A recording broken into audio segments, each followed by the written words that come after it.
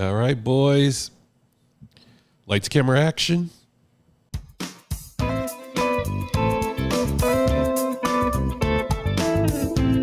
From Tobacco Republic in Loomis, California, the Loomis Cigar Cartel presents Beyond the Humidor, a cigar podcast for the rest of us. See that? I hit that right on the dot. Scott Robinson with you for another edition of Beyond the Humidor, as we all gather together with our wonderful drink and our cigar that we will be reviewing. Thanks to Mr. Lawrence here. Speaking of which, how are you doing? I am fabulous, and it actually is not courtesy of me, it's courtesy of our listener, John. But this is the last in 3 he gave us, right? Correct. Sorry, it's been a minute since we smoked the other 2, so I had to think back. Was it 2? Was it 3? Is this 4? What is it? No, and we're doing this on a non-Monday, so, you know. Dude, no one knows that. Fuck them. Now they do. Well, now they do. Yeah. Yeah. So fuck, Larry has to maintain his reputation as an asshole. So, and only having one shitty day this week, we're on day shitty number 4. So, and everybody's going to understand that, or fuck you and the horse you rode in on. Context. So, Wow. no, Right. I got to watch an interesting interaction. Okay, talk to me. Tuesday, I'm out front of the shop. I'm talking to one of the drivers, pickup drivers that comes by. Mm-hmm. And they're doing road construction, going up the side road, Old State Highway. Oh, Major still? construction. Oh yeah, they're putting in a complete new main water line And Okay. sewer. Yeah. They're doing both at the same time so they don't have to fuck up the town twice. So, and I mean, it's a major project. Oh, yeah. One of the guys told me last week that they're finding 3 different layers of road in some places. Mm-hmm. So, going along, I'm talking to this pickup driver. And here comes these 2 bicyclists. Now, mind you, the road is closed to the degree that they've had to park an excavator that they're not using along the barricades so people don't just turn through the fucking barricades and try to drive up the closed road. Wow. Or cut through our parking lot. Yeah, we've had probably 10 people in 2 weeks cut through our parking lot. Just make a huge, giant U-turn in through the parking lot and then start driving around the barricades and start driving up the road. And now, mind you, there's equipment, gravel, dirt, a big fucking hole, 20 construction guys. I mean, I don't know how you misunderstand that this road's not open, but whatever. Not to mention the 30 signs and cones that say the road's closed. So I'm standing there talking to this guy. These 2 bicyclists ride up. And if you've listened to this program a long time, you know I'm not a fan of bicyclists. And the guy, I'm in a conversation with this guy, and the bicyclist goes, Who's the project manager here? I'm like, I don't know. And as I say that, I see the project manager coming around from the side of a pickup across the street. I'm all, oh, that's him right there. The bicyclist, who's probably 65 maybe, he just rolls his head back, starts riding up the fucking road that's closed. So now the project manager's hollering at him. And this guy turns his bike, rides over to the project manager, and is berating this guy. The project manager's like, look, man, the road is closed. The bicyclist goes, well, it's closed to cars. He goes, no, it's closed to fucking everybody, man. There's a giant goddamn hole up there. No. So now another bicyclist rides up, about the same age. These 2 guys are arguing with this project manager. Finally, they ride off. They go take the detour, right? And the project manager, you can tell this guy's hot, right? So I finish up with a pickup driver. I walk across the street. This guy is literally texting by like pounding his index finger on his phone. He is freaking pissed, right? And I walk up to him. I've talked to him 2 or 3 times already, you know, during this project. I go, hey, man, check this out. I go, if you come in tomorrow morning and there's a big orange sign on one of your billboards there that says, fuck you and the bicycle you rode up on, you don't know where it came from. He's like, cool. So that was the best part of my week. Nice. Hey, Greg, how you doing? Not bad. Not bad. Good cigar, you know. How do you Drink. know? How do you know? You haven't even fucking lit it yet. It's a knuckle sandwich. It's going to be good. But we got a nice beverage to highlight, Yes. courtesy of some friends of ours. And, you know, Anthony's back for the second show after a 6-week hiatus. So it's good. I like your confidence. I don't know what I'm Speaking of waving which- at. Greg didn't set up my camera. One of them broke. Oh, okay. So we are The voiceless, Anthony-less. the voiceless presence over there is Anthony. the unknown No. comic. The No. voiceless presence. Or the visualist presence is Anthony. See, they can't even see that because you broke the camera. Right. Greg, you're drunk. Go home. Yeah. Hey, Anthony, how you doing, man? My near-death experience. Oh, here we go. Okay, let's hear. Please, it. No, please for the- do it. Please do it in the Donald Trump voice too, you jackass. My life was almost taken once again by the feckless basalt rock of Yuba County. No, for the first time That's in pretty 20 good. years, I have sustained injury on the trail at a scouting event, which is Yeah. rather impressive, actually, given the law of averages. Yeah, and your size and inability to walk straight. Wow. He's my kid, man. People recognize that I'm your son because I waddle the same as you. Oh. True statement. Yeah, hiking at Table Mountain outside of Oroville, the big basalt lava flow mesa. Yeah. Went out to Phantom Falls. The scouts were doing their map and compass orienteering. So, start here. That's your bearing. Pick a point on the horizon. Walk that distance. And they have their little paper calculators that they did their steps on. So they know how many steps equals how many feet equals how many of their steps and vice versa. They were doing pretty good. We got out to the falls, ate lunch, coming back down to the creek and back up and out to go back to the parking lot. I just put my weight down on a bad spot, slipped, went to catch myself. That slipped, and I had to choose to either try a third time to catch myself and probably fully break my ankle, or just roll with the ankle and hyperextend it and shit. So Oh, fortunately, it did not break. Unfortunately, I did have to walk 1.5 miles out on it. Wow. Scoutmaster Marlott was about ready to kill someone. It took us 3 hours to get from where I rolled my ankle back to the parking lot. By the third hour, I'm like, hey, just you four, I appreciate that you're hanging out. You're not doing anything wrong. You are gonna catch stray gunfire shortly. You need to. We had passed the stage where no more endorphins, no more adrenaline. It's just Owie. ow. Yeah. So It's just him dragging his wounded hoof the behind nice thing him. is at the scout meeting on Tuesday, I looked like I had an ankle monitor. So that was pretty cool. That's a good look for the new parents to see. But so it's 50-50. I probably will not be going on the Point Reyes backpacking trip at this point. Because even if I could hike the 2 miles in, there's no fucking way I'm walking on the beach with a fucking sore ankle. That's asking for trouble. 9-volt battery, a wire, and a little red blinky light make the ensemble perfect. Right. Mm-hmm. As it beeps. Bzz, bzz, bzz, bzz, bzz. There you go. All right, so let's get into it. We are smoking this evening the knuckle sandwich. Larry, tell us more. This is actually the first foray into the world of premium cigars for restaurateur Guy Fieri. This is the very first one that he put out. The Knuckle Sandwich Maduro is produced by San Latano Cigar Factory. It is a Ecuadorian Maduro wrapper, Nicaraguan filler and binder at 6 by 54 inches.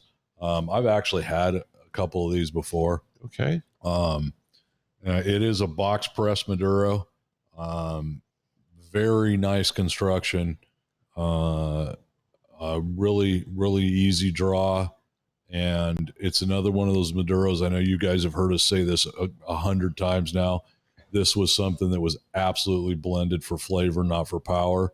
And I think it's a really nice, out of the three we've smoked, and I like the other two, I think this is by far the best of the three. I'll say on first light, quite tasty. Mm-hmm. Not rough at all. Trying to place the taste, though. And It's, I can't quite. It's it- not woodsy. It's No, but just, it's earthy. It's Yeah, that's It's got some pepper notes to it, definitely. little pepper, and but it's not sharp, Not at all. but that whatever spice, whatever name, flavor you put with that, it stays with it. I'm trying It to draws find it. in.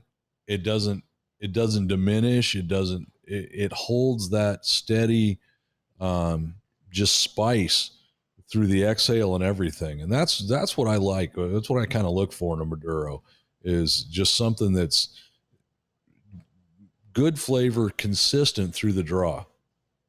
And this is a box press, Lawrence. So I'm a little surprised because I know you're not real big on box pressed, but I actually like this in a box press because it's like there's a lot of air coming through it. So you're getting a lot of the flavor. So it's actually quite nice. You're getting a ton of smoke through this, ton of air through this on the draw. Yeah, and you've I heard, like that. You guys have heard me bitch about box press. But it's one of those things over the course of my cigar journey. Number one, there's a lot more box press cigars than there used to be. Yes. Number two, I think they're doing a lot better job making box press cigars than they did 20 years ago, too. Yes. I got So, you. when I was first, some of the first box presses, I mean, they were tight. They were a pain in the ass to draw. You'd have to run a poker through them. But I have, and still, I don't smoke a ton of box presses. There's a couple of my go-tos that are box press that are in the rotation, but I can't think of the last time I've had a problem with a draw on a box press. I mean, it's been probably 4 or 5 years. So definitely better construction nowadays with the box press cigars, in my opinion. Right on. Any thoughts, Greg? Right off the top of the bat, I like the pepper forward.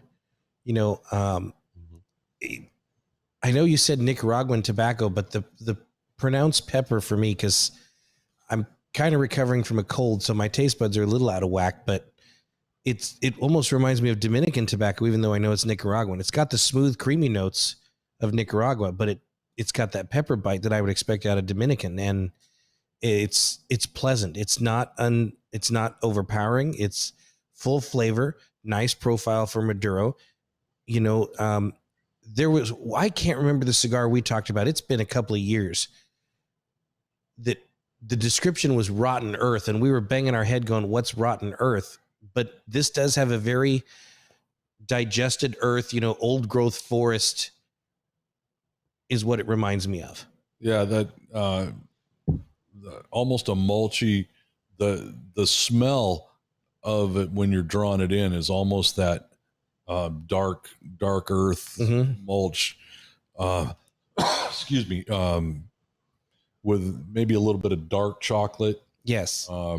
Good strong coffee. Yeah. And that's a little bit of the taste I think I'm getting too, is, because whenever somebody says chocolate in a cigar, 99 out of 100 people think sweet, but that super dark, It's almost bitter. Hershey's Special Dark. Yeah, that super dark, on that bitter dark chocolate.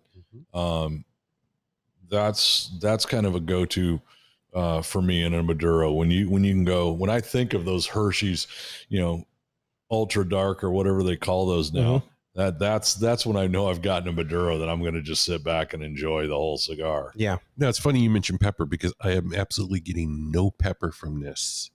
Am I the only one? I don't get a pepper bite to it. It's just a very smooth cigar. There's a spice I can't place. And Well, that's the thing on some of these newer Maduro blends. I don't know what word to put with it, because there's a little bit of that tang in almost everybody's go-to word is pepper. And I don't think it's a pepper per se, but I don't know what descriptor to put with that. Right. Yeah, because it's not. Excuse me. The next closest I would think of is like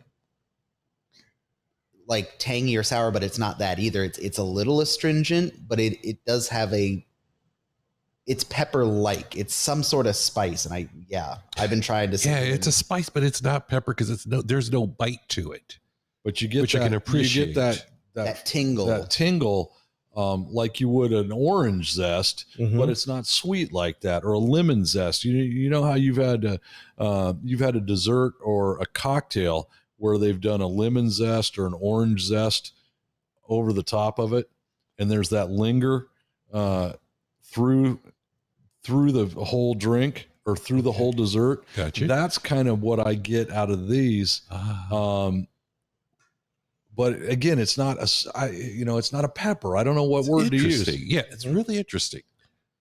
And this is not the first Maduro I've had that with. So, but come to think of it, I would say that the ones that I would describe similarly to this have been Nicaraguan Maduros.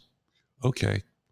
Now, out of all the entries we've tried in the way of the knuckle sandwich, this by far is probably the best one I've smoked. I can really appreciate the Maduro and the fact that it's just so flavorful. It's not, because when I first saw it, I was like, okay, this is going to pack a little bit of a punch probably. And I was pleasantly surprised upon first light. It was just the air commingled with the flavor. I mean, I love how much air is coming through the cigar. And it's really enhancing the flavor. But to me, it's very smooth. It's not creamy. It's just a smooth smoke. And there's a spice I just can't place. Oh, I'm sorry, man. No, you're good, man. You're good. Yeah, because initially when you take the cello off of this and look at it, this is a very dark cigar. Yes, it compared to a lot of the stuff that's out there on the market right now. So a lot of people, I think, are going to walk by this and go, "Ooh, that's going to be too much." So dark, you think it's going to rob your house? You said it. We didn't. I'm not even going to acknowledge that. Come on, you got to laugh. I just put it. Sometimes the call comes from inside the house, people. There it is. Swinging for the fences, ladies and gentlemen. But it's and I think what you just said, Larry, the whole people are going to walk by it. I think that would be a mistake. Oh no, 100%, it's a mistake. But absolutely. Again, visually, this is a very dark wrapper, very dark cigar, and historically, the darker Maduros, some of the Camacho stuff that's super dark, some of the Christoph stuff that's super dark, LaFleur, LFDs, some of that stuff, even Fuentes. You better buckle up because it's going to be a heck of a ride. Don't do it on an empty stomach. This one, no, super smooth for as dark as it is. And you've heard me say before, is don't smoke a Maduro on an empty stomach. I believe the only thing I had to eat today was 2 hard-boiled eggs and a piece of beef jerky. So, jeez, Red. That was a busy day. No, I'm really happy with everything we've had in the knuckle sandwich line. No So John, thanks again for thank you, John, us up with these. And if you see these at your local brick and mortar, don't be afraid to pick one up. That's right. Even if you're not if you're just a casual Maduro smoker, don't let the color of the wrapper scare you off. This would be something I'd put into, put an entry level or newer Maduro smoker into, and not worry about them getting hammered. Right on. Let's talk about what we're drinking. Greg, talk to me. So, as of the last episode, you guys know that our friends Graeme and Catherine from Hogback paid us a visit. They came out, and maybe we'll tell the story on the next show once we get approval for it, but they came out to get some barrels, some wine barrels, to do some more distilling. They always make a weekend of it. They hang out with us. So they were kind enough to provide us of the new release for this year. It is called the Hogback Wallace Collection Single Malt Barrel Number 46 Peated. $175 retail price. Worth every penny. Absolutely. That's right. Distilled using 100% peated malt barley imported by Graeme from Scotland. Matured in an ex-bourbon American oak barrel for 5 years. Then finished for 6 months in an imperial stout beer barrel from Rock Cut Brewery. It is a 6-year-old. It is 120 proof. That is 60% alcohol by volume. produced in the lovely state of communist Colorado. And, you know, it's an amazing whiskey. It's a great product. It is available for pre-sale. There is a link to Hogback Distillery on our website. Go to LoomisCigarCartel.com. Click on the Our Friends page. You can't miss their logo. It now revolves because I fixed it. And, you know, give them a link. Try out some of their bourbons. They can ship to most places as long as you have a physical address through their various distributors. So they're definitely worth checking out. They're good people, and they've got great. Yeah, they make a fantastic product. Great They whiskey. absolutely do. Can you get it in California? Well, I certainly can. It's not a big deal, but yes, as far as I know, you are available to. You can purchase it through one of the distributors here in California, Right on. Mhm. And it's good stuff. I mean, Yes. that was a full bottle when they were here last week, and we're down to less than half now. And it's, if you rewind this a little bit and listen to Greg's description of it again, that it starts out in a bourbon barrel, comes out of that barrel, goes back into a stout beer barrel, Right. into an oak barrel that had stout aged in it, and you can absolutely tell. You get the oaky flavor of the original barrel, but you can absolutely get that hint of that stout out of it. And the combination of those two things are just off the hook. And the fact that it's cast strength, you know, it's 120 proof. Oh yeah. It's a sipping whiskey. Mhm. I mean, Oh, definitely you know, is. You're not doing shots of this. No. Yeah, this will.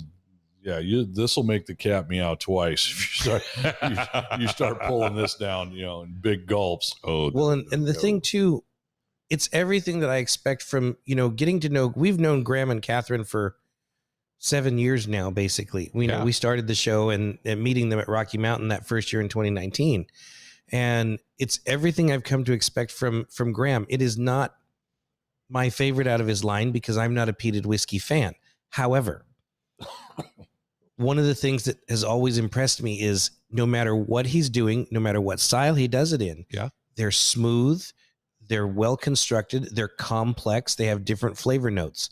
Is the peat overpowering for me? Yes, but it's not so overpowering that I don't enjoy the caramel notes and the subtle stout flavor that's in there. And you can even tell there's that little bourbon barrel that was, you can just, all the flavors are there, yes. you know, and for a complex whiskey, you know, if I want something plain and boring, that's what, you know, Jim Beam and Jack Daniels is for. But when I want something to really enjoy, particularly you and I smoked a couple cigars with Graeme last week and did a blog with them, Mhm. which will, by the way, be at the end of this episode. You can watch our interview from Graeme at the end of this episode. He gave me permission to put it up there. And, you know, I was smoking a Oscar 2012 Sumatra, which paired very well. The sweet from the cigar was very nice pairing with the power of the peat that comes in that extra peated whiskey. So it was really good. Now, as far as the pairing that we're doing tonight, personally, I would not have this one with this knuckle sandwich only because the peat's overpowering the flavor of the cigar a little bit. So this just would be a good sipping whiskey with like perhaps a Connecticut, Mhm. something a little stronger. So it would take the persona of the cigar, and it's not a big deal. It's funny you say that. That's the direction I went last week. Yeah. When Graeme was here and pouring for us. I had the Camacho Connecticut with it. And, Right on. The absolute, you know, if you listen to the whole thing, the absolute reason I did that is because I wanted the whiskey to be, you know, the forefront. Yes. But yeah, something is distinct a flavor is this peated whiskey is, then in my opinion, a lighter cigar is the way to go. Right. Very, very nice. So, Greg, do we have any fan mail at all? Or We did. We did. Okay, outstanding. Let's hear some fan mail, my friend. This comes from our favorite person, James, All right. from Grass Valley. Dear Loomis Cigar Cartel and Larry, What a dick. I can't believe nobody else is sending you guys fan mail. Larry, you are an asshole. You literally asked for it in the last episode. Anthony, welcome back. Greg, congratulations on your health journey. May you live long and smoke lots more cigars. Thank you. Scott, hope your other knee hangs in there. Thank you for the wonderful cigar news. I very much appreciate your email inbox blowing up so mine doesn't have to. Have you guys tried the American by J.C. Newman? We're going to try it on my podcast. That is the... I should have looked this up. Secrets from the Phoenix Lounge? Is that what it's? Stories from the Phoenix There Lounge. you go. That's the name of James's podcast. So if you guys want to check it out, they did an episode with us. We still have to go up and do an episode with them. Anyway, they're going to try it on their podcast somewhere around the 4th of July, whenever weekend comes before that. So they have time to edit and publish. Wait. We did do a show with them. Yeah, we went up there. But it was our show. Oh, I get it. Okay. Mhm. I see where you're going. Okay. Gotcha. So it's 100% American tobaccos, boxes, cellophane, and even the paper on its bands. Hopefully we have a full functioning TSA next month into September. Don't know what the hell that means. The New England Cigar Expo is September. Oh, he means TSA will be up and running correctly. Yes, Yeah. I hope so. New England Cigar Expo is September, whenever the last weekend is. Tickets go on sale May 5th. The thought of waking up like I was doing a red-eye flight to sit and wait at the airport and possibly miss my flight is not appealing. Stay smoky and safe. James from Grass Valley. Oh, right on. Thank you, James. We also did get another email. It came from Tommy. Forgive me, Tommy, but it's all a bunch of big boy stuff, and that was last episode, so I'm going to skip that one for now. But we did get that one from Tommy too. Cool. He actually has the cigar for us for next week. Is Tommy provided that one Oh, nice. for the next show? What are we smoking next week? Next week we're smoking a My Father. Well, all right. Yes, That's something I don't smoke enough of. I don't either. they're harder to get in California. That's the problem. No, and that's when we're in Reno or Vegas, I always, we will go in someplace that has a decent line of My Fathers, and I'm always like, oh, yeah, Yeah, but because you don't see them around here. like Las Vegas Cigar Warehouse.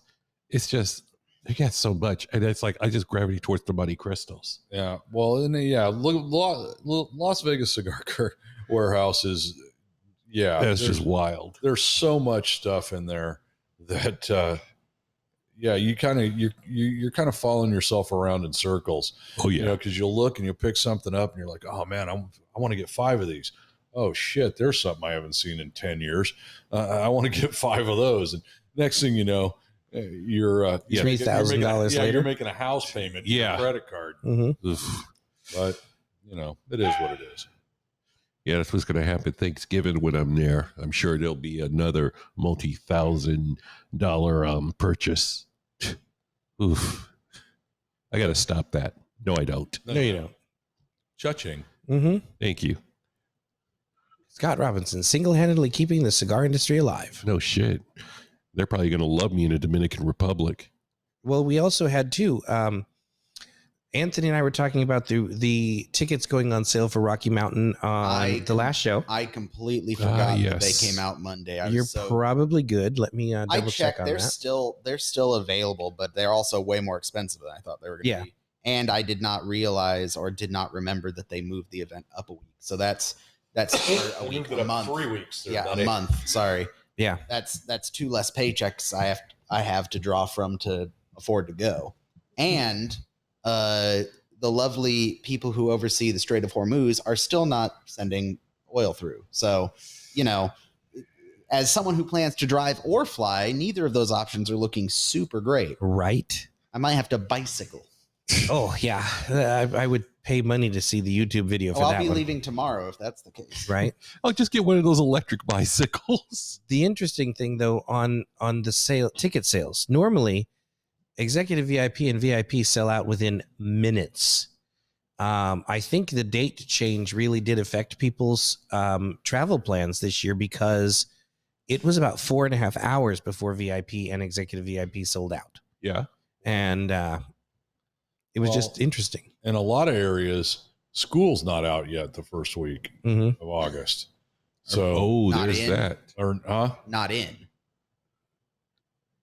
It's not in. Yeah, Yeah. that's summer vacation. Yeah, it's Summer not- yeah, vacation it's- is yeah, still it's not- going, yeah, so it's- people are getting their last Yeah. trips in and stuff. Yeah, because by the end of August, schools are already back going in most areas. At least Yeah. out here in California, it is. Mhm. So that could be a factor too. And then they didn't give you a ton of notice that A, it was moving, and B, it was changing time.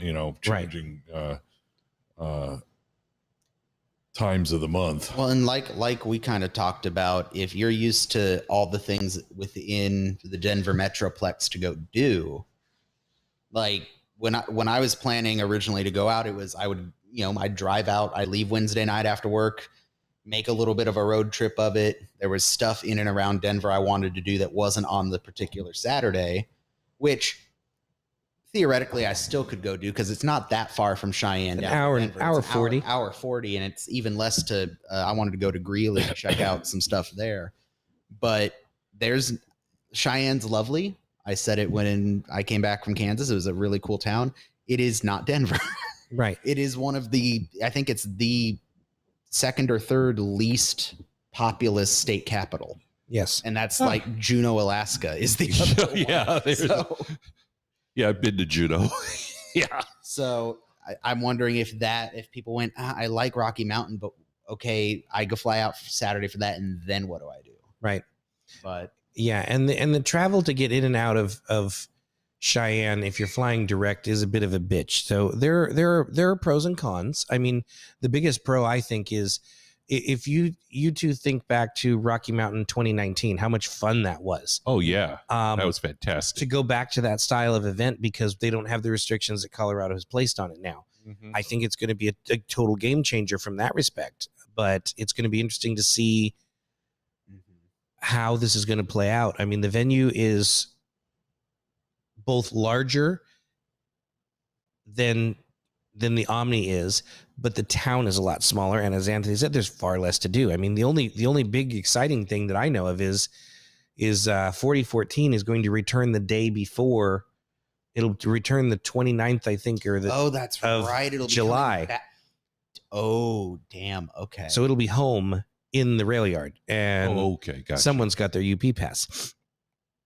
Nice. So Yeah, but we got to get together and discuss what our next trip's going to be. Although I have the a good couple news- suggestions. The good news is that PCA will be in Vegas next year. Yes, it will. So, like I said, if you guys is are that game, March next year? It is March next year. Yes, and if you guys are game, hey, I got the we got the hookup for a hotel at least. Oh, you definitely do. So, as I still filter through all these news, let's talk a little bit about the new releases coming out. Okay, talk to me.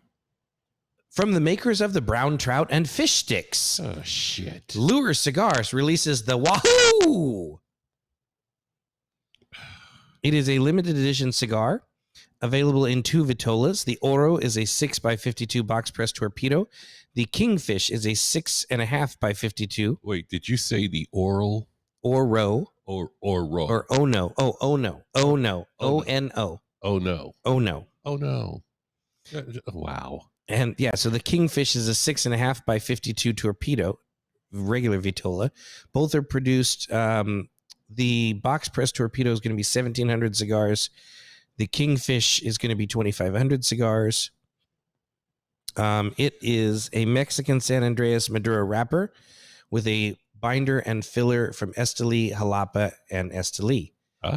Looks really good. Okay. That's coming out. And J.C. Newman, there's a theme here, guys. J.C. Newman unveils the America 250 banner from its historic cigar factory. Pictures are following on the YouTube channel, or go to LoomisCigarCartel.com, click on the cigar news link, and check out all the articles so you can see these pictures. So they're really hunkering down on this American 250 thing. They are also unveiling their handcrafted United States handcrafted in the United States by Milwaukee Humidor Company, the official licensed humidor featuring a map of the United States with 50 pieces of wood, each representing the one state. Oh, Again, that's cool. It is really Yeah, cool. I like that. Fuck. Pictures will follow. That's the They got a kind of shit price that would on get that? me. Hang on just a second. Is it now available, or when will it be available? If here's the thing: is it tasteful? It Or is. it gaudy looking? No, it's very tasteful. Okay. It looks very nice. Ooh, I love it. It doesn't say how many they're making. It doesn't say how much it's going to be. How big is it? It looks like it's about a desktop 50. or- Yeah, it's a desktop, so probably about a 50 count. Oh shit! I will drive to JC Newman in May, at the end of May, while Yeah. I'm out there. It looks like it's going to be it'd probably be 100 count. It looks like it's about 18 by 12. But anyway, I've got the list of full. So these are just a few because it's 50 different ones. So Montana, they used a ponderosa pine. Nebraska was the eastern cottonwood. Alabama was a southern white pine. Wow. Alaska was a Sitka spruce. Okay. So and that's what they cut all the little state shapes out of. So it's really nice, Oh, that's awesome. really pretty humidor. Oh, I need that. Man, I don't want to think about how much that's going to be. I'm all over that. Right? They only made 250 of them, and they're fucking $16,000 a piece. That could very well be too. They didn't Yeah. price it, so if you have to Oh. ask, you can't afford it. Ooh. Okay. Well, JC Newman introduces the Brick House, the Commodore Maduro, the new 5.5 by 70 handmade cigar, packed full of flavor. Retails at $11.50 suggested retail, and will begin shipping in June. It is Brick House is known around the world for its outstanding taste, flawless construction, and excellent value. It's the fourth generation owner, Drew Newman. One of our most popular, Brick House sizes, 6 1/4 by 60 Mighty Might. This year we will hand roll 1.1 million cigars in the Vitola alone. The Commodore is a Mighty Might big brother. It's recognized popularity of the larger ring gauge, which is actually true. The 70s and the 80s have become very popular over the last couple of years. Yeah, especially in the shorter cigars. Right? 5.5 by 70. yeah. Sad part is I read this the other day, and I didn't write this down as much. So the Commodore features a Brazilian Aprica Maduro wrapper and with a rich selection of the finest Nicaraguan binders and fillers. It is exactly up your alley, Mr. Robinson. Oh, I love it. So this is a new cigar line. I'm not familiar with them, but it is done out of the Oliva Negra factory. It's Emilio Cigars will debut the limited edition Suave Sumatra at this year's PCA, which just happened. Emilio Cigars is a distinguished name in the cigar premium world, is pronounced to announce their limited edition Suave. Okay. Master blender and owner of Black Label Trading Company and Fabrica Oliva Negra, James Brown, lent his expertise for creation of the Suave. Shipping will begin later this year. Country of origin for the wrapper, country of origin is Nicaraguan. The wrapper is Sumatra. The binder is Ecuadorian Habano. The filler is Nicaragua. It comes in a Robusto 20 count MSRP of $10 or a Toro 6x50, also a 20 count MSRP of $10.50. Quite reasonable, I think. Very nice. Cavalier. Oh, Talk to me, Goose. yes. I'm listening. This is a long one, so bear with me, folks. And I actually have another one to bring up. I don't have it on the website yet because long story with how they sent the press release. But Cavalier Genevieve announces the Project Broadleaf 2026. We've had several of them. They were great cigars. Yeah, amazing. Right, so they're announcing the Project Broadleaf 2026 and the release of the limited edition 2026, showcasing the entire line last week at PCA. So let's get into the Skywalker. It is a Connecticut broadleaf wrapper with a San Andreas binder, Jalapa, Esteli, and Hamastran fillers. It's going to be a 6x48 Vitola, 50 count cabinet box presentation, MSRP of $15.60 per cigar. Time frame for shipping to the retailers is approximately June. Yes, please. All right. Absolutely right. We can get a hold of these. That's not a problem. Oh, no doubt. The vault has a adequate supply normally. Very nice. They also have the Wayfinder. It is a Connecticut broadleaf wrapper, a Habano Hamastran binder with an Esteli Hamastran and Indian filler. It's going to be a 9x48 A size and a 5 7/8 by 52. So it'll come in both. It's 10 count boxes. The A size is a $28 suggested MSRP. The 5 count bundle for the 52 is $17 per cigar. Those will come out approximately September of 2026. Yes, please on those two. Oh, yeah. And the Cow Rider. It's a Connecticut broadleaf wrapper, of course, a Connecticut shade binder, Hamastran Indonesian and Esteli filler. It's going to be a 6.5 by 50, 10 count gold foil bundle, MSRP of $17.70 per cigar. That will come out in November of this year. God, all three of those sound good. Don't they do. They're also announcing that the limited edition 2026 will be presented in a pre-release from PCA. It's officially scheduled to be shipping to the market in July. If I can get a hold of that one at Rocky Mountain, I'll make sure we get some. Oh, right on. The limited edition has been produced in just one size. It's a 6.5 by 47. The size has been carefully selected to provide the aficionado with the most intense and balanced expression of the blend this year. For reference, the yearly Cavalier limited editions always come in a single size, which has been known to change over the years. The blend of every release is different from the one the year other and never gets re-released. A total of 1,948 boxes of 10 have been made. At least they're making a decent amount of them. Mm-hmm. Yeah. Which is just over 1,000 will be shipped to retailers across the United States. The 900 will go to the international market. Box is going to retail for $167 MSRP, $16.70 a stick. They are not disclosing the blend on this one, but it's something I look forward to. This will come up as a picture here on the website or on the YouTube channel. So if you guys are listening to this audio only and you want to see this other one that they're announcing, I would really recommend you start watching our YouTube channel, like, subscribe, hit that bell button so you know when we post. Yes, please. They have partnered with a watch company. I'm sorry, I cannot pronounce the name of the watch company, but Larry brought this to my attention about a month ago. It's an exquisite looking watch. They only made 40 of them, and it's probably stupidly expensive. Give it a go. Let me get back to that then. Okay. Let me come back to that because I have to look up the email real quick. Okay. So JC Newman Cigars ships for the first of the 2026 release of the Yaguro, Yagua Toro. It is the first release of this particular cigar.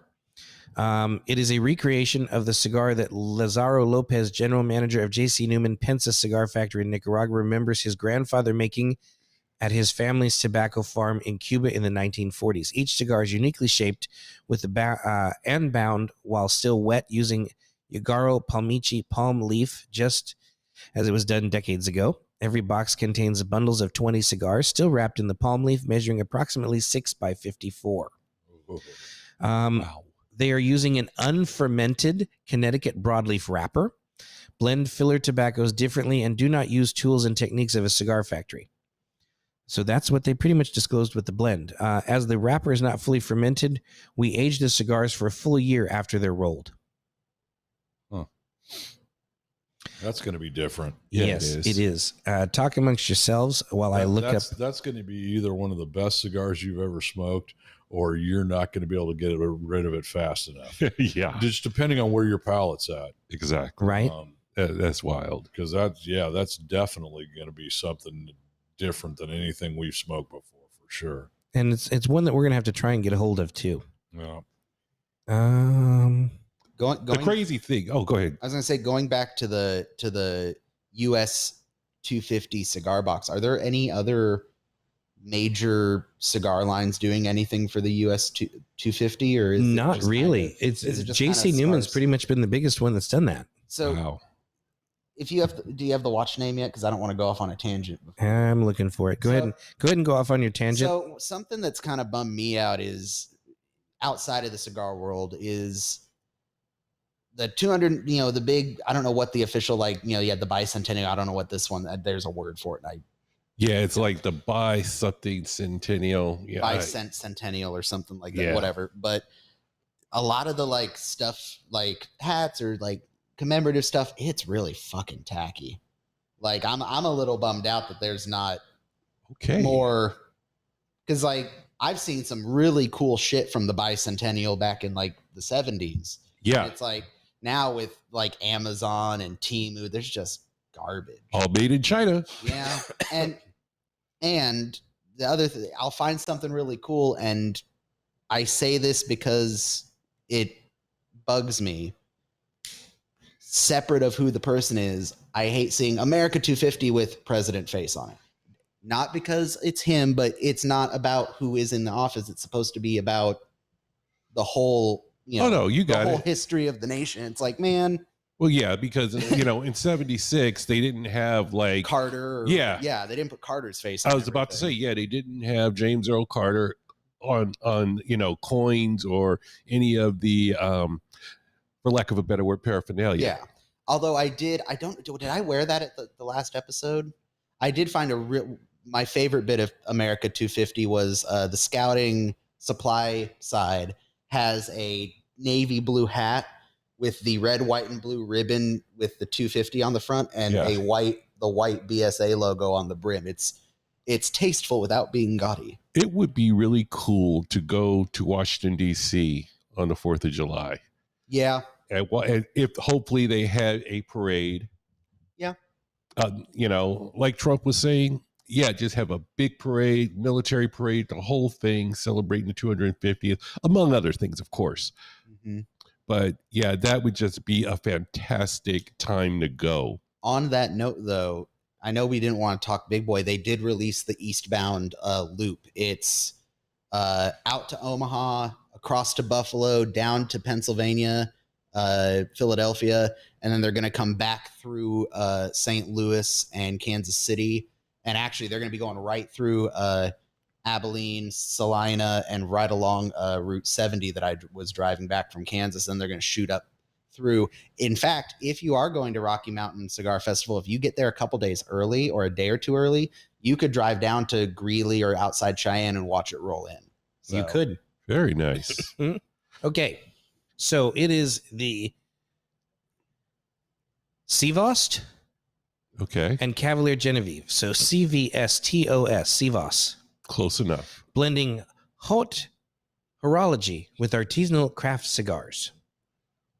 The short version of this says, limited to just 30 sets, the Seavost and Cavalier Genevieve collaboration brings together two crafts built on patience, precision, and tradition. By pairing the mechanical timepiece with the ritual of a finely crafted cigar, the project highlights a shared philosophy that some of life's most rewarding moments of those meant to be fully appreciated. I'm going to assume it's not a Swiss movement. It is a Swiss movement. Oh, shit. Okay. It absolutely is a Swiss movement. Here's Yes, my sir. quandary. It's a $30,000 watch. Yeah. Here's my quandary. So I have one vacant space in my watch box and I want to get a really nice watch. However, I have been wearing my Apple Watch, you know, more often. And it's one of those things where I want to keep it on me, track steps and all that, you know, happy horse shit. Just do what I do and get a freaking Rolex screen for your smartwatch and just call it good. The problem is I've been trying to look for them, and actually I want a Breitling face. Mm-hmm. But the ones I found are really gaudy and they're not constant movement. So they kind of stay still. When you do it, the watch, you know, goes to the proper time. And it's kind of like, it's Right. not the same. No, but I feel you because, I mean, the most expensive watch I have is actually my smartwatch. You know, I mean, I've got a limited edition Blue Angels Citizen timepiece from Nice. their anniversary, but which I don't wear often because at work I destroy watches. Yeah, I But- have my most expensive ones are my Bell and Ross and my other watch company out of England by the English family. Shoot, I cannot think of it right now off the top of my head. Oh, Bremont. Don't you have one that starts with a T also? Tissot. Yeah. That was my retirement gift when my company told me to fuck off. Could be worse. Yeah, could be worse. Could have got nothing. Yeah, I got severance. I mean, I got all that happiness. So, But you can't complain I'm much. kind of in the same boat. I would like to own one luxury watch. And here's the sad part. And thankfully, Sue is going with me. On the cruise, they have a Breitling shop. Motherfucker, Larry and I had to stop you from buying a Breitling at PCA lat 4 years ago. Yes, you did. Because Mhm. I saw that. Oh, I didn't stop you from doing shit. You fucking roll, player. Larry's over there. Buy the watch. You're drunk, player. Come Buy on, the let's go. watch. Do it. You ain't got a hair on your nuts if you don't come out with that watch. Even if you did, your wife wouldn't give a shit. I'd still be paying to that motherfucker. Yeah, well, that was what, a $5,000 watch? Hell no, it was like 18 or 20,000. Yeah, Oh, say, yeah. was that what we were looking at? Yeah, I saw the price of it at 20,000. And you know, when you go to a really nice jewelry store or something like that, you can't give away the holy shit, that's expensive. You just give the basic nod. They say, oh, well, how much is it? Oh, well, this one, sir, is one of our least expensive ones at $22,000. And you got to give the Not me. I'd be like, damn. Help. I mean, I guess I don't want a luxury watch because the Breitling I want's only $4,000. I $22,000. stopped Shit, I'll li- write you a check right now. I stopped listening when we started talking about watches that cost as much as my truck. That's why. Yeah, the cheapest Breitling that I want is in the neighborhood of 15 to 20. I've got a $44 Casio outdoorsman watch that he bought me for my high school graduation, which is still the one I wear. I'm good. Hey, But isn't it funny, though, how dependent Got a we've light become on on the it. smartwatches? I know. Yeah. Because you have one too, don't you? Interesting story. Okay, talk to me. So, as some of you may have heard, we're in the process of a kitchen remodel and the scraping of popcorn ceiling right before that, and a whole bunch of shit going on at the house. Yeah. So a bunch of our paraphernalia got boxed up and relocated to the garage. Including your watch. I have no fucking idea where that watch is. Oh, I haven't shit. seen that watch in 2 months. It's dead by now. Yeah. Wow.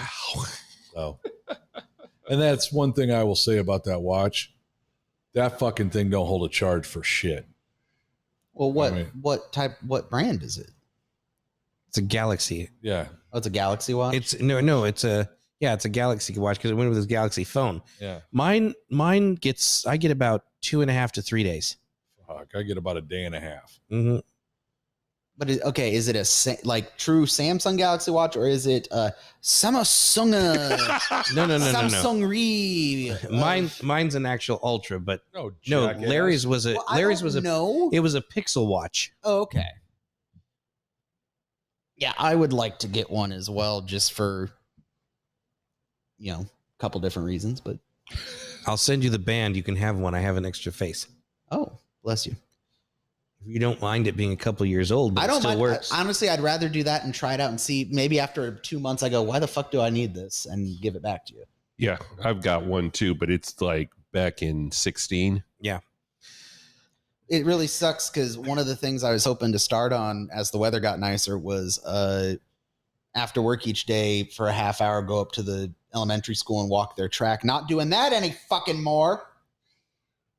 You will again. Yeah, you will. Once it Don't you heals. worry. Once that ankle heals up.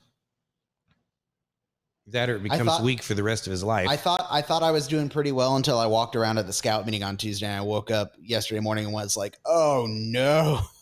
Well, if you go to the doctor, you know what they're going to give you. Ibuprofen and an ankle Ibuprofen brace. and exactly the thing I have on my ankle. Oh, no. They'll give you that.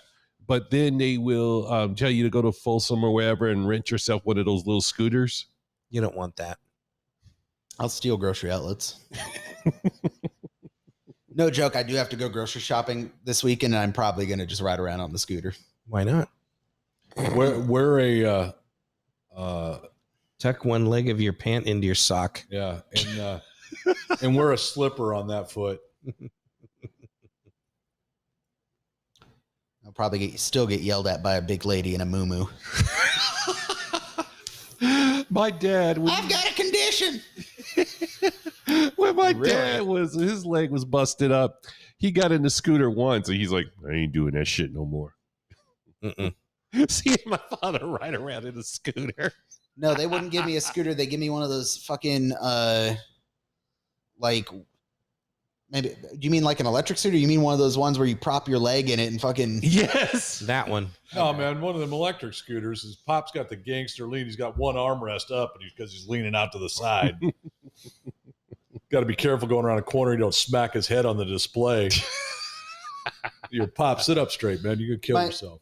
My senior patrol leader, Braden, God love him, he had the audacity. He watches me limp into the meeting and goes, "How's your ankle, Mr. Marlon?" "How the fuck do you think my ankle is, Braden?"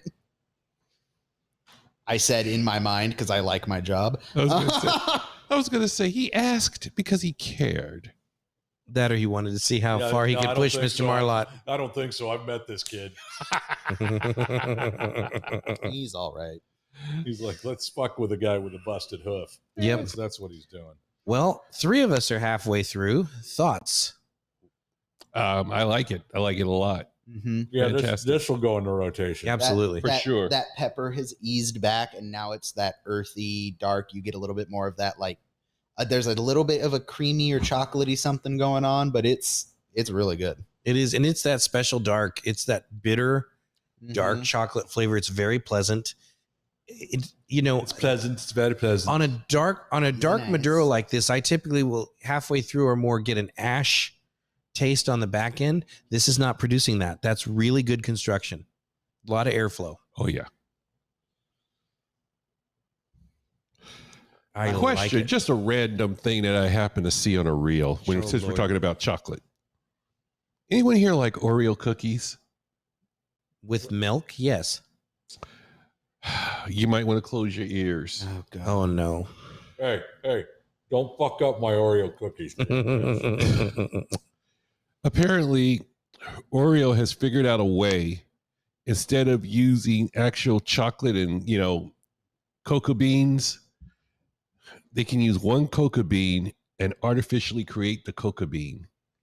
Does it still taste like a fucking Oreo? Probably. Have you seen the zero sugar Oreos now? Eat a dick. Zero sugar Oreo. They just sell you an empty box? What the fuck? Practically. Ugh. Yeah.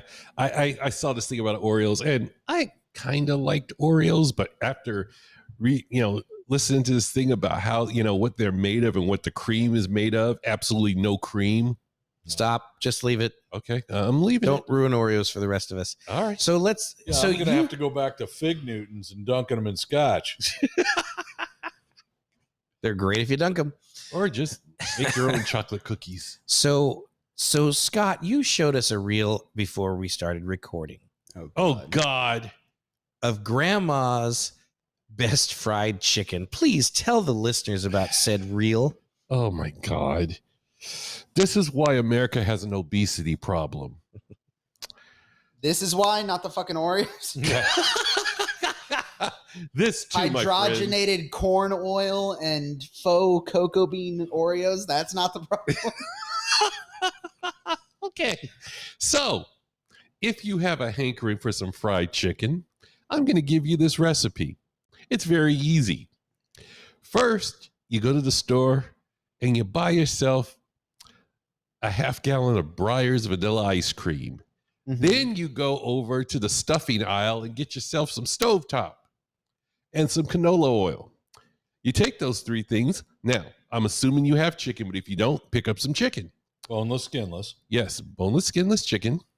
You take your boneless, skinless chicken, you let the Breyers melt a bit, and you dip it into the Breyers until it's well coated in vanilla ice cream. Vanilla bean is better. And then you dredge it in the dry stovetop, nice and coated, and then you put it in hot canola oil and fry it till it's golden brown and your chicken is above 160. Notice he did not say golden brown and delicious. No, I did not. Hey, And then they put this motherfucker on a plate, and you go, I do not. But go ahead. None of us have tried it. No. It may be fucking fabulous. No. And because of this fucking Zep bound shit like that, maybe like 4 weeks ago, I'd have been like, that's intriguing. Now you know I what look I at would it. do? I'm such a fucking asshole. I'm going to order like 3 bags of beaver nuggets and send them to your house. You can, but dude, you don't understand. Pops will eat them. Pops will be like, fucking hey. Pops will eat them. But see, shit like that now, and it's sad. Zepbound is crazy because I can pass by a donuts shop, not a tear in my eye, and just say, that's nice. You guys know who Mike Rowe is, right? The Yes, job guy. Absolutely. I saw part of a reel of his a couple days ago, and I don't know who this guy was he was talking to, but they're talking about sugar, processed sugar. Okay. And this guy said 100 years ago, the average person in America consumed a half a pound of sugar a year. Mm-hmm. Now, the average person in the United States consumes 350 pounds of sugar a year. That's because they put processed sugar in everything. Yes. Yep. Absolutely. Mm-hmm. Well, you know, it's interesting because, you know, you're experiencing what I've been experiencing for 2 months now of food is not the same anymore, which is fine because it's working. But things, you know, like grandma makes a chocolate pie, and my grandmother, being 98 years old in August, still cooks pretty damn well. Yeah. She makes this beautiful chocolate pie. That is normally 1 serving for a household of 4. You cut the thing in quarters and you have a piece of pie. No. 6 bites is all I get, because not because the drug is causing me not to want it. Yes, but it's funny how you can have a small portion of something and it satisfies you. You know, like, there's a candy dish in my house. It's open to whoever comes over. It sits out there. That's what it is. Oh, yeah. I frequently, before the GLP-1, would take a handful 3 or 4 times a day. Now I might grab 1 piece a day, and it satisfies me. It's enough. Well, it's weird. We've trained ourselves. You know, when I was a kid, man, if I got a Coke once a week, if that, and it'd have to be, we'd be going someplace or doing something and get a Coke. And it was a lot of times it was a 7-ounce Coke. Remember those? Yes. The bottles? Yeah. Oh, yeah. And honestly, if you didn't drink it when it was frosted ass cold, then I didn't want any more of the Coke. If it got warm, it was no good. Oh, yeah. But now, I mean, you got a 5-gallon fucking Home Depot bucket that tapers down into a little cone that'll fit in your cup holder, your car, and that's what we're drinking a soda out of now. Yeah. Well, shit, no wonder, no wonder I'm sitting here at 285. Hell yeah, brother. Oh, and here's the other side effect from the Zepbound. Alcohol's just not the same. What? Yeah. You'll notice the alcohol stocks are falling. Yeah, Scott's not drinking. I'm not drinking that much. I'll have 1 drink and I'm fine. It's like, okay, that's nice. And that's it. And then I go to drinking water and feel like I have the bladder of a small child. No shit. Jesus. First one of you guys pees in bed. No, I now know what it feels like to be 70, because I'll get up 3 or 4 times in the middle of the night, because oh yeah, one of the things you have to do is, if you don't increase your water intake, you ain't gonna crap. That's problematic. You have no idea. We don't want to have an idea either, so it's like, oh yeah, spare us the tutorial on that, would you? Yeah, I'm up like 4 or 5 times, and it's like half the time Sue kind of rolls over and says, "You're going again, honey?" Yes. Shut up. Didn't she have the same problem? Not so much, because she's like, you just need to stop drinking at around 7. No. When I start drinking. Glug, glug, glug. I mean, I am drinking water like nobody's business. I'm drinking like anywhere from 90 to 140 ounces of water a day. But that's good. That's what you should be doing. Yeah. It's funny because I see Mark tomorrow, my doctor. Yeah. And I'm actually going to ask him if he would be willing to come on the next recording with us, because I think it'd be an interesting conversation to have about, the weight loss drugs and the other alternatives and things like that. I don't know if that would interest you listeners, but hey, it's content and you're going to get it anyway. Plus he's a cigar smoker, so there's all that good too. There we go. But it's one of those where it's just, I think I said this on the last show. I got the rather rude wake up discussion of, do you want to see 65? Because you're pushing it right now, friend. And it was like, I've known I need to change something for years. Yeah. Didn't have a choice. You know, when I try and do my annual outing of getting pissed off because I don't see a fucking deer in this state, to be able to just hike up the mountain and not want to die when I hit the top it's a goal. Yep. You know, it's a good goal to have. Yeah. But it hasn't cut my cigar smoking at all. Yeah. I want to Thank be God. back when I trained hard, although I can't really do that anymore because I dumped weight when I was training. But now it's like, okay, I got to do some easy, stuff that's a little easier. I can't do that, the Rambo workout. Right. Well, the knee replacement went well, right? Oh, yeah. It absolutely did. So that's going to be a positive, because that actually will make you want to work out a little bit more, because you got to get that strengthened back up again, back to normal, and then get it ready for the other side to be done. Oh, yeah. So it's like, in about a year, hopefully I'm going to hold out for a year. This one will be, back to, normal, quasi-normal, whatever. And then we go on to this one. So. But that's actually could be an interesting segment. Cooking Corner with Scott. What fucked up thing can you find on the internet that Scott has to cook? Ooh, Yeah, let's no. not. Yeah, I don't want to. That doesn't sound like fun at all. I mean, he crucified me one year because I sent them a thing of, Scott makes these beautiful pork belly burn ends. It is literally meat candy. It is so good. And I saw the Oklahoma equivalent and said, okay, I like this product. Oh, so this looks interesting. Shut your dirty whore mouth. And it was bologna burn ends. Ugh. And he automatically shut me the fuck down. Not a chance. Not going to happen. Hell no. No. I'll make a whole bunch of burn ends and have a couple and give the rest away before I go to bologna burn ends. What am I, a poor? Hey, Frankly, in the end times, if you can turn bologna into burn ends, you are everyone's favorite person. yes, sir. Yeah, you do have a point. Yeah, don't forget the back- apocalypse. Well, at that point, I may be eyeing rats. Back rat ass burn ends. Yeah. Yep. Be dipping them rats in some Breyer's ice cream and What is this? Carne la rata. yeah, try it now, Dad. There we go. Now, backtracking in time, but the thing that made me go, man, if he's doing it, I've got a chance. Is, do you guys see the fucking interview with Dick Van Dyke when he turned 100, and he's doing a full interview with the camera crew while he's in his yard in his little jogger suit doing his fucking old man Pilates, and he's just like, "Yep, I'm still going. Hopefully, I'd like to play Scrooge in A Christmas Carol on a stage performance." And I'm like, "You're 100, motherfucker." Scrooge would like to play Dude, you. he was also talking mad shit the whole time. Like, yeah, I'd like to play Scrooge, and fuck Gavin Newsom, fuck Donald Trump. He's just like, people they're just like, fuck, let the old man go. He's doing his little. Okay, you know what? I just now I like Dick Van Dyke a little bit more. I liked him before, but I like him even more. He was cursing out a little bit of everybody. It was kind of great. I love it. Good stuff. Any final thoughts on the cigar or anything else? Pick one up. Yeah, get one. Yes, absolutely pick one up. This is very delightful, fantastic cigar.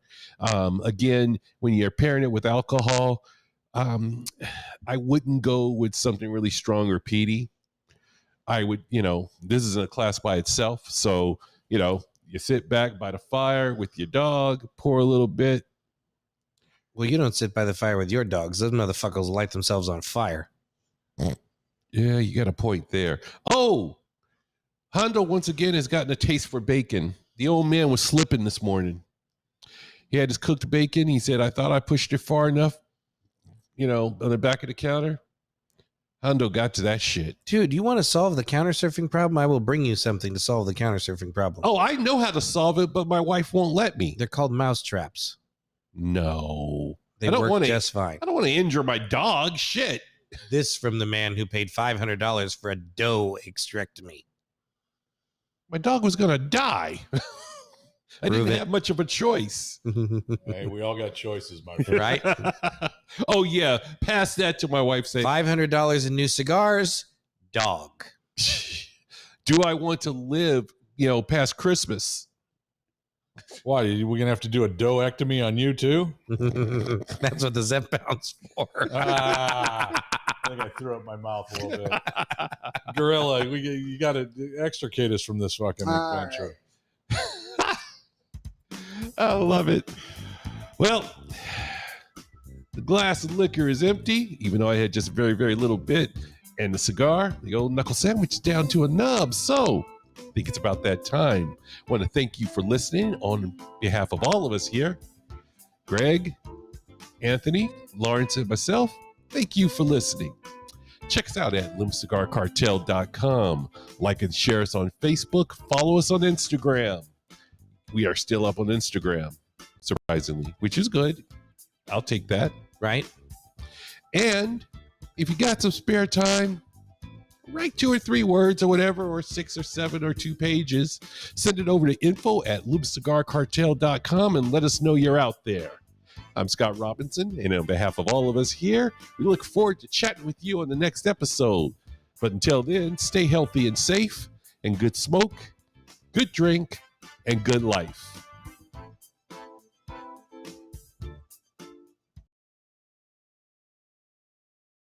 Welcome to a distiller's blog with Graeme Wallace, where whiskey, craft and story come together.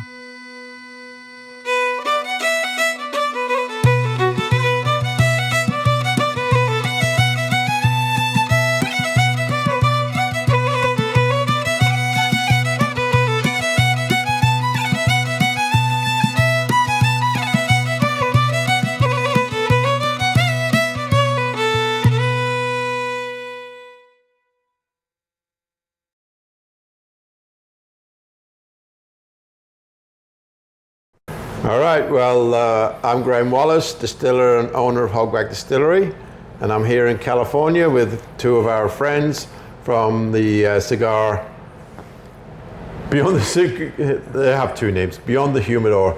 They have their own podcast, which is definitely worth checking in on. It's broadcast once a month, is it? Twice a month. Twice a month. This is Greg, and this is Larry. As I say, I'm Graeme, and today I've brought along my most recent release of the Hogback Wallace collection, single malt whiskey. It's always a single malt, almost always cask strength. This one here is a peated single malt, aged in ex-bourbon barrels, finished in a stout barrel. It's cask strength, and today's the first day anybody's ever tasted this whiskey. And I'm interested to see how well it pairs with a cigar. We're all smoking different cigars. I have a Oliva V Maduro, and I'm going to hand over to these guys. They can tell me what they're smoking and how it works with the cigar and why they chose that cigar. Because this is a little bit about, this is more about giving our viewers a little bit of insight into enjoying cigars and how to choose a cigar. So Greg, what are you drinking? Sorry, what are you smoking? Well, I'm drinking your whiskey as always, yes. But I chose the Rocky Patel 2012 Sumatra for today's first cigar of the day so far.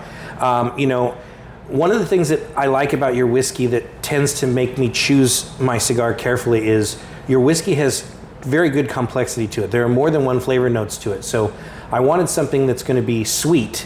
Once you said this is 120 proof, I'm like, okay, I'm going to need something sweet and a little bit bold to counteract that, the high proof of the whiskey. And it's peated heavily, so that too comes into effect. And the nice thing about the Sumatra wrapper leaf is it's sweet, it's very pungent and aromatic, and it goes great. The pairing with the whiskey is working really for me. It's got a sweet flavor. The cigar cuts the peat for me because, you know, my favorite is an unpeated, but it's cutting the peat. It's not so bold for me, and it's a great choice to go with your whiskey.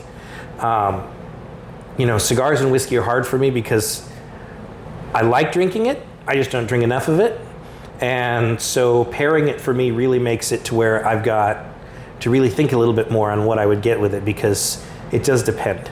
You can either have a cigar that fights the whiskey, like in this case, I want the sweetness to stand out, or you get a cigar that is more subtle and complements the whiskey. Absolutely. I feel it is all about complementing the cigar and the whiskey. in my opinion, when I have a cigar and a whiskey, the whiskey becomes sweeter and sweeter, and the sweetness of the cigar comes out. It should bring out some of those flavors of the cigar, but one should not overpower the other. Right. So generally I go with a medium to heavy cigar with most of my whiskeys, but there are whiskeys that we do that will work with a lighter cigar. Mm-hmm. Yeah, absolutely. And I think that really, especially for a new smoker, is a challenge. But when you get a smoker that's been, 15 years for me and Larry, and 40 years almost now, 30, 40. It tends to be a lot easier. But, it's a great pairing right now. The 2012 and the it's an American single malt. It's great pairing. And Larry, what are you smoking? See, I went the other direction. I have a Camacho, Connecticut. I like those. So I wanted something that was fairly mild, fairly smooth, because for me, with all your stuff being cast strength, I need something that'll just kind of slide through with that, because there's usually a pretty decent punch on the end of your whiskeys. So I tend to go the other direction, where Greg wants something that will push that transition. I want something where it's going to be whiskey forward all the time. Okay. I think this is a great pairing as well. So is Connecticut wrappers your go-to? No, probably quarter of the time with Connecticut's. I smoke a lot more darker cigars than I do lighter, but for something like this, I want to make sure the whiskey's the forefront. So it's always going to be a forefront if it's 120. Yeah, no problem there at all. I find that the longer you smoke the cigar, the more the whiskey loses its proof, its hit. Mm-hmm. So that's why I like to go with a higher proof whiskey and just little sips with the cigar. And well, when you were describing earlier, when you got here, how you finished this, the first thing I noticed before I even got up to get a glass, as you were pouring, the aroma of that charred barrel is just so pronounced. That's saying something considering we're in a cigar lounge. Yeah, but it's just, and then you take a nose to it, and it's just, you get both the char and the finish from the barrel at the same time, and that's just, it's a really unique aroma. And the flavor on this is just incredible. No, appreciate that. Incredible whiskey. It really is about bringing out the best in both flavors. Yeah, I agree. Greg, when we were driving over here, you were talking about people kind of opting for a $5 cigar instead of going for a premium or a higher priced $15 cigar. I think the word I used was Americans are cheap. Okay, I didn't say that. I did. I'm not afraid. It's an interesting concept because it really is that way. When you're talking, obviously we're drinking a high-end whiskey. I know the price points for most of your stuff because, we've known you for, God, it's going on 8-9 years now. But when you drink, in my opinion, a finer whiskey, and finer does not necessarily mean expensive. It's the same way as the cigar world. But when you drink a whiskey that is very fine, I hate using that word over and over again, but it's the truth, your cigar should be the same. And one of the things I've noticed in my 15 years smoking is that the American consumer tends to be very price conscious with their cigar. They will shy away from a higher priced cigar. The average cigar price, because we are, if you're wondering, we're in Tobacco Republic in Loomis, California. So our tax bracket for OTP, other tobacco products, is extremely high. It's 57.5% on the wholesale price. So that tends to take a $10 cigar and market it to about $15. a lot of people will shy away from that 15 plus price point and look at cigars that are less than that, particularly a yardstick that's $5 or less like that. And they look at that price point and then they think, oh, this is going to be a good cigar and it's going to pair well with the whiskey. Not a lot of the time. Because when you're talking a cigar that has a lower price point, in most cases it is, I don't want to say inferior tobacco, but it is lower grade. It's not the high quality premium tobacco that you expect out of a premium cigar. So that tends to muddle its flavor profile and in turn will counteract what you're trying to experience with the whiskey. So I really think it's a very weird dichotomy in the American market, because when you should be enjoying a high-end cigar with a high-end whiskey, you need to spend that money. You need to spend that price point. Davidoff brand comes to mind. Oliva comes to mind. Oscar. Even the Camacho. These are all sticks that are $15 or more. And when you look, excuse me, when you look at that price point, it scares people. I don't want to spend that much, particularly if I don't like it. It's a subject, God, we've gone show after show on stuff like this, but they get frightened of that and then they dull their experience. And when you smoke a cigar, it's relaxation. You're pairing it with a beverage of your choice, a good whiskey, a bourbon, a coffee, if it's someone who's a non-drinker, or a soda. Your experience should be elevated in that instance. And that's where I think that when you look at that larger price point and you shy away from it, you're doing yourself a disservice. Well, another mistake I think some people make is in a situation like we have right here, we're trying out arguably a very high-end whiskey. Don't do two new things at once. If you're gonna pair something like this that you've never had before, as far as what you're drinking, pull a go-to cigar. Pull something that you know is tried and true. It's in your wheelhouse. You know the flavor. You're comfortable with that cigar. That way you can focus your experience on what you're drinking new. And the same vice versa. If somebody hands you a cigar they want you to try that you've never smoked before and you're going to be drinking, pair that with something you drink regularly so that you can focus on one experience as opposed to trying to juggle two new ones.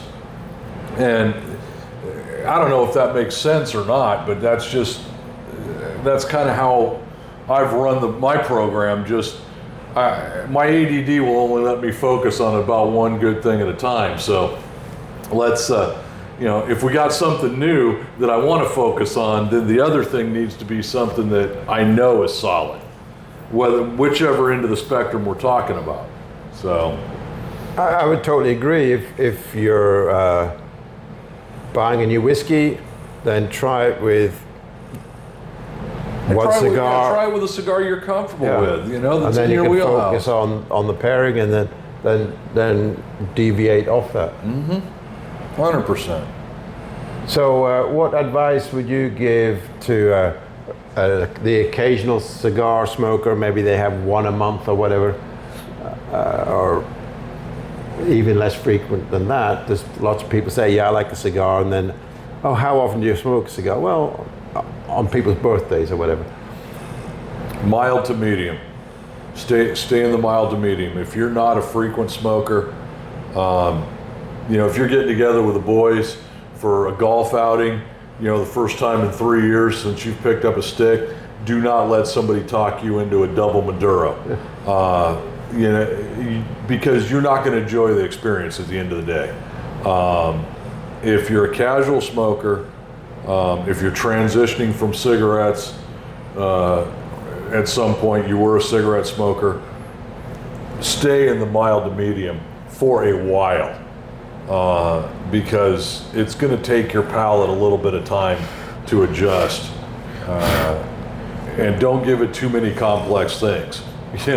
You're already, if you're not a smoker, you're just a casual smoker, you're already goofing your innards up with introducing smoking to begin with. At least try to mitigate the damage, so to speak, don't push that Maduro or that double Maduro right off the bat if you're only smoking once or twice a year. So maybe, Greg, you could clarify how a cigar is categorized as medium or heavy, because it's not just about the wrapper. That gives you one aspect of the flavor, but there's the tobacco inside. So yeah, a cigar is constructed with a wrapper, which is the outer leaf that you see. It's the prettiest. It's also the most expensive. Then you've got the binder that holds the filler leaf together. In that filler, you have the primary flavor profiles, and then you have what's called Velato and Seco, which are fillers. They're fairly neutral in flavor, and they set the tone to your burn. When you talk about strength of a cigar, you've got two major factors. You have what the leaf is and what position on the plant it comes from. The higher on the plant it comes from, the more sun it gets, the stronger it's going to be.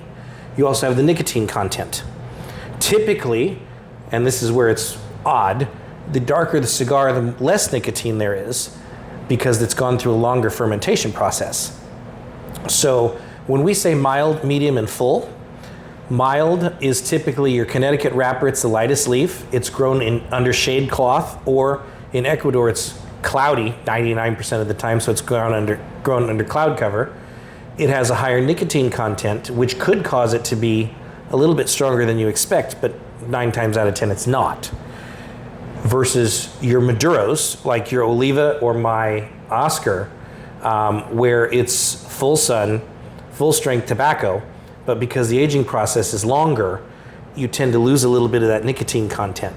So your filler and your binder will increase that nicotine content. And when you look at a medium or a full cigar, typically the binder and the wrapper and a little bit of the filler leaf is replaced with Ligero, which is a top priming on the plant. It gets the most sun and it has the highest nicotine content. So it gives you more of a punch. I don't know if you've experienced this in your time, but you smoke a cigar and after you're done, you feel a little nauseous. That's typically your body reacting to the nicotine in your system, particularly if you're a newer smoker, and that gives you that queasy feeling, which is what people look for most in a full. So, but Larry and I have discussed on the Beyond the Humidor podcast many times, the new Maduros that are coming out in the last, I would say, 5 years, they're blending for flavor, not power. So they have less Ligero in it, they have less of a high nicotine content, so the cigar is full-bodied. It has a very strong flavor punch to it, but you don't get the queasy nicotine feeling. And the biggest thing I can tell people, much like when you're sitting down for a drink, eat well. Okay. Eat well makes a lot of difference when you're smoking. I've been doing this long enough, so is Larry, that I can smoke a Maduro on an empty stomach, and I typically don't suffer the effects, but that's 15 years of smoking constantly. And the show doesn't help because we're smoking all the time then. I was going to ask, it might be a rude question to ask, but how many cigars do you guys get through in a day? This is my third one today. Third one. Second so far. I smoke first thing. I like, typically I pull something out of the humidor and light it before I walk out the front door of the house. And then I'll smoke that out in the morning as I get to the shop, anywhere from 4 to 5 hours before we officially open. And I'll smoke in the shop. And then depending on what we have going on, if I know it's going to be a heavy day, traffic and people in and out, then I don't tend to light something else. But if like the last couple days back, it's raining real heavy, so I knew we weren't going to get a lot of traffic, people just showing up. And I was working on a couple of projects on the table, so I'll light another cigar. And then, nights like tonight when we're down here, or in the warmer weather, if we're barbecuing at home for dinner, or out on the back patio, then I'll fire up another cigar. So, yeah, I average on average 2 to 3 a day typically. Unless I'm here at the lounge, then that number could go up. And I don't want to put Greg on the spot, and I'm not sure about you, Larry, but I've been to Greg's home, and I've seen his collection. You've only seen half of it. I was going to say, how many cigars do you have in your collection? Do you have a spreadsheet on those? I used to. I have, of one particular cigar, I have 600 of them. That's the Last Czar by Caldwell because it was discontinued, and it's my favorite stick, so I bought everything I could get my hands on. I'm probably sitting on 3,000 to 4,000. Wow. Do you have a collection? Yeah, I'm actually down a little bit. I've been trying to smoke through some of the stuff. I did kind of a humidor reorganization, kind of a cleanup about a year and a half ago. And I found some stuff that I didn't realize I still had.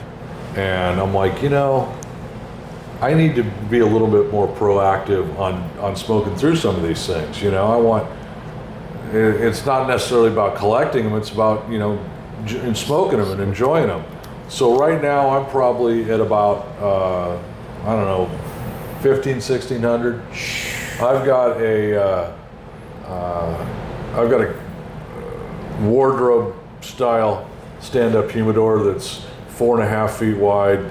It's 7 feet tall and 22 inches deep, so it'll hold 5,000 sticks.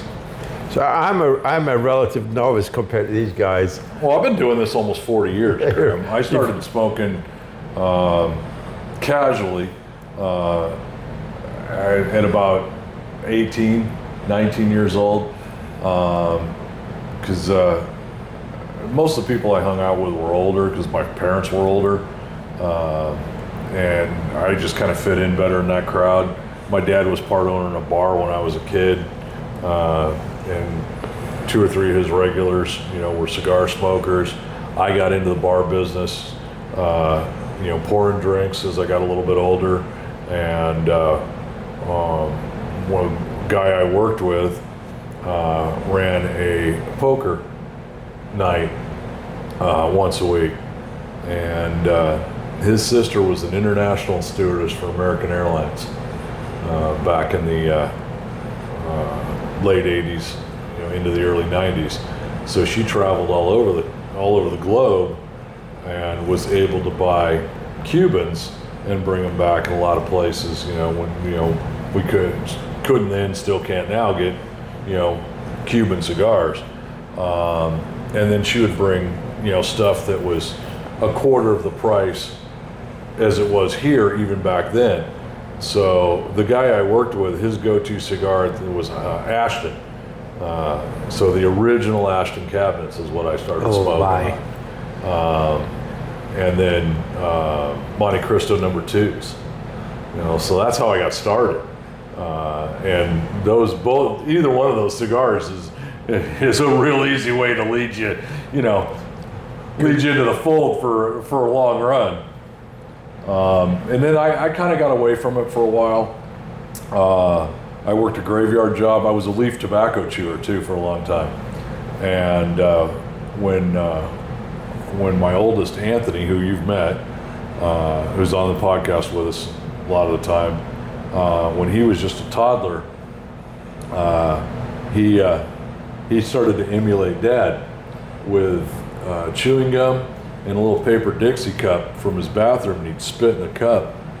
Well, his mom saw that one day, and that was no go. She says, "You're going to stop that today."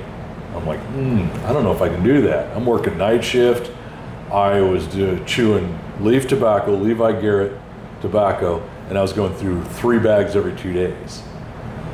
So, okay, I'm going to transition back into cigars. And it took me almost a year to get completely off of leaf tobacco. And because there's more nicotine in there. Oh yeah, huge.